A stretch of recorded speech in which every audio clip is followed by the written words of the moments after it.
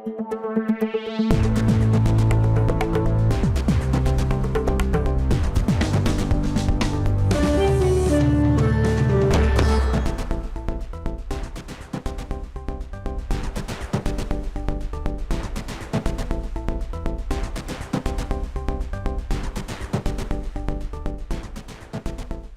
এখন জনপদে আপনাদের সঙ্গে আছি আমি তানজিলা খান মেম। বাদ মাগরিব আম্বয়ানের মধ্য দিয়ে শুরু হয় ৫৮তম বিশ্ব ইজতেমার প্রথম পর্ব। এরই মধ্যে তুরাগ তীরে সমবেত হয়েছেন শুরায়ে নিজামের অনুসারী সাধারণ মুসল্লিরা। প্রথম পর্বের ইজতেমায় অংশ নিতে গতকাল রাত থেকেই ট্রাকে ও বাসে করে ময়দানে আসতে শুরু করেন।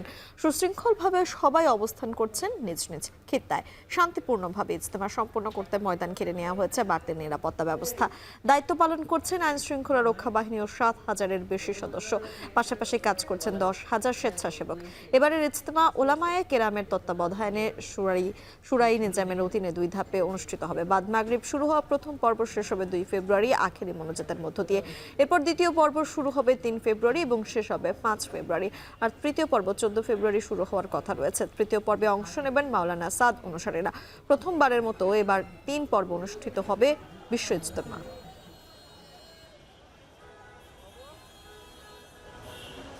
ফেসবুক লাইভে এসে থানার ওসিকে প্রকাশ্যে পেটানোর হুমকি দিলেন চট্টগ্রামের এক সন্ত্রাসী। চাঞ্চল্যকর এই ঘটনায় বায়েজিদের নিজ থানায় সাধারণ ডায়েরি করেছেন খোদ ওসি। অভিযোগ, নগরীর বায়েজিদ ও হাটহাজারী এলাকায় ছোট সাজ্জাদ নামের এই সন্ত্রাসী এরই মধ্যে চাঁদাবাজি, আধিপত্য, একাধিক হত্যার কারণে এলাকায় ত্রাস হিসেবে পরিচিত। ভয়ে তার বিরুদ্ধে মুখ খুলতে নারাজ এলাকাবাসী। শোয়েব রহমান জানাবেন বিস্তারিত।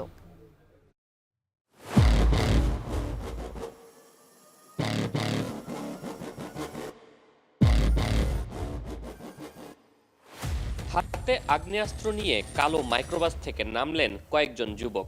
হেঁটে সিসিটিভির আওতার বাইরে চলে গেলেন। মুহূর্তেই আশেপাশে সবাই দৌড়ে পালাতে লাগলো। এরপরই আগ্নেয়াস্ত্র হাতে যুবকরা এসে মাইক্রোবাসে চেপে পালিয়ে গেল। প্রত্যক্ষদর্শীরা বলছেন, ছোট সাজ্জাদ তার সহযোগীদের নিয়ে নগরীর শমশের পাড়ায় আফতাব উদ্দিন তাহসিন নামের এক ব্যবসায়ীকে গুলি করে হত্যা করেছেন। পরের দৃশ্যপটে গেটের বাইরে একটি অটোরিকশা এসে দাঁড়ায়। সেটি থেকে ৩ যুবক মুখে মাস্ক পরে আগ্নেয়াস্ত্র হাতে ঢুকে পড়ে ভেতরে।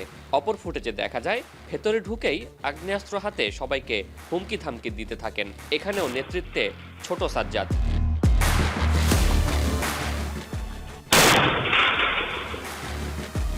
আরেকটি ফুটেজে দেখা যায়, দলবল নিয়ে আগ্নেয়াস্ত্র ও ধারালো অস্ত্র হাতে হেঁটে যাচ্ছেন বেশ কিছু যুবক, যাদের দুজনকে আরেকটি ফুটেজে দেখা যায় একটি সিঁড়ি বেয়ে ধারালো অস্ত্র হাতে নেমে যেতে।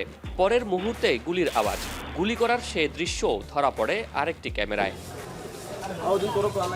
সাম্প্রতিক এসব ঘটনায় নাম এসেছে বাইজিদ অক্সিজেন এলাকার ত্রাস ছোট সাজ্জাদের, যে বিদেশ পলাতক সাজ্জাদ হোসেনের সহযোগী বলে এলাকায় পরিচিত।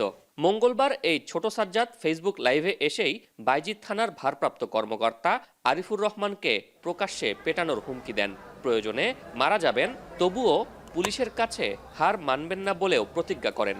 ওসিকে মারার এমন হুমকিতে চাঞ্চল্য তৈরি হয়েছে পুরো নগরী জুড়ে। কুড়োর আইন পর্যন্ত কুড়োর সুষ্ঠু বিচার হব, তোরা বাঁচে যাবে। যদি সুষ্ঠু বিচার নোয়া তোরা আইনের হানানো যদি ফাঁকি হইনে জজ গই তোরা আর তখন বাঁচি থাকতে নি যেটা তাহস না কেন আয়ের তো নারিয়ে ফিরতুম প্রয়োজন মরে যাইম গই তোরা না মারিয়ে না। এই ঘটনায় নিজ থানায় সাধারণ ডায়েরি করতে হয়েছে খোদ ওসিকে। এই সংক্রান্তে আমাদের যে আইনগত ব্যবস্থা রয়েছে সেটি চলমান রয়েছে। বিশেষ করে যেহেতু একটি হুমকি ইস্যু, সেহেতু আমাদের বাইজিদ থানায় এই সংক্রান্তে একটি জিডি করা হয়েছে।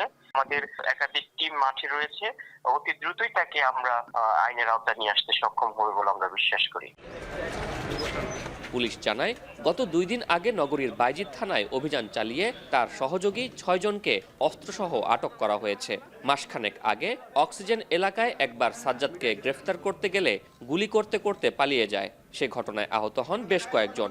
তার বিরুদ্ধে হাটহাজারী বাইজিদ থানায় একাধিক চাঁদাবাজি ও হত্যা মামলা আছে। তার বিরুদ্ধে যেহেতু একাধিক হত্যা, চাঁদাবাজি এবং বিভিন্ন ধরনের জঘন্যতম অপরাধের যে মামলা রয়েছে, সেগুলো সংক্রান্তে যে আইনগত ব্যবস্থা, বিশেষ করে তাকে গ্রেফতার পূর্বক আদালতে সুপর্দ করার যে প্রক্রিয়াটা রয়েছে সে ব্যাপারে আমরা কাজ করছি। তবে লাইভে পুলিশ হেফাজতে নির্যাতনের কারণে স্ত্রীর গর্ভের সন্তানের মৃত্যুর অভিযোগ করেন সাজ্জাদ। এ ঘটনায় আদালতে ওসির বিরুদ্ধে অভিযোগ দায়ের করেছেন তার স্ত্রী। শোয়েব রহমান, এখন, চট্টগ্রাম। জামিননামা জালিয়াতির মাধ্যমে হবিগঞ্জ থেকে মাদক মামলার 4 আসামিকে ছাড়িয়ে নিয়েছে একটি চক্র।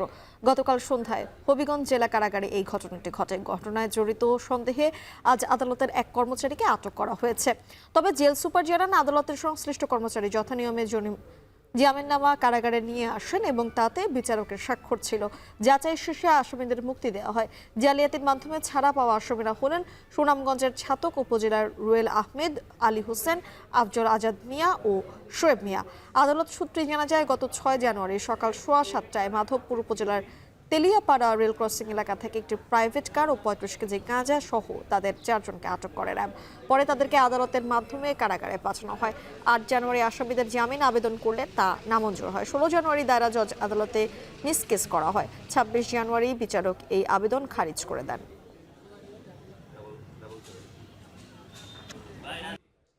আমদানি শুল্ক কমানোর দাবিতে রাজধানী সহ দেশের বিভিন্ন স্থানে মানববন্ধন করছেন ফল ব্যবসায়ীরা। শুল্ক প্রত্যাহার না হলে 4 ফেব্রুয়ারি থেকে বন্দরে খালাসের বন্ধের হুমকি দিয়েছেন তারা। সকালে রাজধানীর বাদামতলী পাইকারি ফলের আড়তে মানববন্ধন শুরু হয়। এতে ক্ষুদ্র ও পাইকারি ব্যবসায়ীরা অংশ নেন। একই দাবিতে চট্টগ্রামে মানববন্ধন করে ফল ব্যবসায়ীরা। এ সময় রমজানের আগে ফল আমদানিতে শুল্ক বাড়িয়ে দেওয়ার প্রতিবাদ জানান তারা। এছাড়া ফেনী সহ দেশের বিভিন্ন স্থানে ফল আমদানিতে বর্ধিত শুল্ক আরোপের প্রতিবাদ জানানো হয়।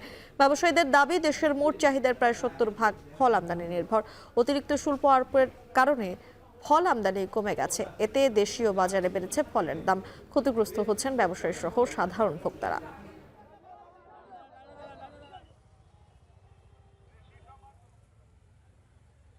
500 টাকা কেজি কেউ কি আঙ্গুর খাইবো? একটা মানুষের কয় টাকা কামায়? সরকারের ডিউটি কমাতে হবে, কমে দিলে পাবলিক জনগণ কম দামে খাইতে পারবো। আমরা একটা কোটি নিলে 3 থেকে 3.5 লাখ, 4 লাখ, 5 লাখ টাকা লস হচ্ছে। আমরা এই যে লস দিব, লস দিয়ে আমরা কিভাবে বিক্রি করব? প্রত্যেকটা ব্যবসায়ী ব্যাংক থেকে লোন নিয়ে ব্যবসা করে, তাদের আজকে লোন পরিশোধ করতে পারতেছে না। সাধারণ জনগণের দিকে চেয়ে আপনারা আমাদেরকে শুল্ক কমান। জুলাই গণ অভ্যুত্থানে ছাত্র জনতার উপর হত্যাযজ্ঞের প্রধান নির্দেশদাতা শেখ হাসিনা সহ ফ্যাসিবাদের দোসরদের বিচার দাবিতে চট্টগ্রামে বিক্ষোভ করেছেন বৈষম্য বিরোধী ছাত্র আন্দোলন। দুপুরে নগরীর প্রেস ক্লাব চত্বরে ঘণ্টাব্যাপী এই কর্মসূচিতে জুলাই গণ অভ্যুত্থানে নির্মম হত্যাকাণ্ডের বিবরণ তুলে ধরা হয়। এ সময় ছাত্র জনতার উপর হত্যাযজ্ঞের প্রধান নির্দেশদাতা শেখ হাসিনা সহ ফ্যাসিবাদের দোসরদের বিচার দাবি করেন বক্তারা। একই সঙ্গে আন্দোলনে হতাহতের পরিবারের পাশে দাঁড়াতে সরকারের প্রতি আহ্বান জানান বৈষম্য বিরোধী ছাত্র আন্দোলনের নেতাকর্মীরা। বেনাপোল আন্তর্জাতিক চেকপোস্ট দিয়ে পাসপোর্ট যাত্রী কমেছে আশঙ্কাজনক হারে। ভারতীয় দূতাবাস বেশিরভাগ ভিসা বন্ধ করে দেয় এমন পরিস্থিতি। এতে দুই দেশের ব্যবসা বাণিজ্য ও পর্যটন শিল্পে অচল অবস্থা তৈরি হয়েছে। এনামুল হকের ক্যামেরায় রিপন হোসেন প্রতিবেদন। বেনাপোল পেট্রাপোল আন্তর্জাতিক ইমিগ্রেশন চেকপোস্টে এখন শুনশান নিরাপত্তা। যাত্রীদের ভ্রমণ কর বাবদ প্রতি বছর যেখানে বাংলাদেশের 182 কোটি টাকা রাজস্ব আয় হতো, এখন সেখানে সে আয় নেমেছে তলানিতে। 5 আগস্টের আগে প্রতি মাসে যেখানে প্রায় 15 কোটি টাকা রাজস্ব আয় হতো, এখন তা নেমে এসেছে মাত্র 3 কোটি টাকায়। বেনাপোল থেকে কলকাতার দূরত্ব কম হওয়ায় প্রতিদিন প্রায় 5,000 মানুষ এই পথে যাতায়াত করতেন। মেডিকেল ভিসা নিয়ে ভারতে যেতেন বেশিরভাগ মানুষ। তবে ভিসা জটিলতায় এখন সেই সংখ্যা নেমে এসেছে মাত্র 600 থেকে 700 জনে। 400-500 লোকের পিছনে আমাদের লাইন দিয়ে যেতে হতো। ওপারে 2 রকম লাইন পড়তে, এপারেও লাইন পড়তে, এখন সেটা আর নেই। আগে ভিড় ছিল খুব, এখন ফাঁকা, এখন কোনো অসুবিধা নেই। ভিসা পাওয়া যাচ্ছে না অনেক সময়। এখন যে অবস্থা হচ্ছে, বাংলাদেশের যে পরিস্থিতি, এখন ভিসার পরিস্থিতি একবারে বন্ধ আপনি বলতে গেলে। যাত্রী সংকটে সবচেয়ে বিপাকে পড়েছেন পরিবহন ব্যবসায়ীরা। দোকানপাট ও অন্যান্য ব্যবসা যাত্রীর উপর নির্ভরশীল অনেকেই হারিয়েছেন আয়ের পথ। পুরনো ভিসা যা আছে, কয়েকজনের পুরনো ভিসায় হয়তো ওনারা যাওয়া আসা করছে। 50,000 যাচ্ছে না, 100 আসছে, খুব কম। কাজ নেই বললে চলে বর্ডারে। যাত্রী তো নেই মোটেই। তারপর কথা আছে যে আমরা তো হচ্ছে এই সব ঝুট ঝামেলার জন্য তো আমাদের খাওয়া দাওয়াই বন্ধ হয়ে যাচ্ছে হিসেবে। আমদানি ও রপ্তানির সাথে জড়িত কর্মকর্তারা বলছেন, যাত্রী সংকটে এই ধাক্কা কেবল বাংলাদেশের ওপর নয়, ভারতের পশ্চিমবঙ্গের ব্যবসা বাণিজ্য ও পর্যটন শিল্পেও প্রভাব পড়েছে। এখন ব্যবসার কথা কি বলবো, ব্যবসা তো আগে ছাড়া তো এখন খারাপ আছে। মাল আসছে কম, মানে এক্সপোর্টও কম, ইম্পোর্টও কম, দুই দেশেরই কম। গাড়ি চলছে কিন্তু আগের তুলনায় মালটা একটু কম। বাংলাদেশের যত যাত্রী না যাওয়াতে ইন্ডিয়ার কলকাতার উপরও যতটুকু প্রভাব পড়ছে বাংলাদেশের উপর বর্ডার সীমান্তের উপর ততটুকু প্রভাব পড়ছে। ইন্ডিয়ান যাত্রীরাও খুবই কম, বাংলাদেশ যাত্রীরাও খুবই কম। বর্তমানে মেডিকেল, স্টুডেন্ট ও ট্রানজিট ভিসা চালু থাকলেও সেগুলো পাওয়া খুবই কঠিন হয়ে দাঁড়িয়েছে। সব ধরনের ভিসা চালুর দাবি জানিয়েছেন যাত্রীরা। এখন যশোর। সিরাজগঞ্জে চলন্ত ট্রাকে প্রতিবন্ধী তরুণীকে ধর্ষণের দায়ে ট্রাক চালককে আমৃত্যু কারাদণ্ডাদেশ দিয়েছেন আদালত। একই সঙ্গে তাকে 50,000 টাকা জরিমানার নির্দেশ দেওয়া হয়।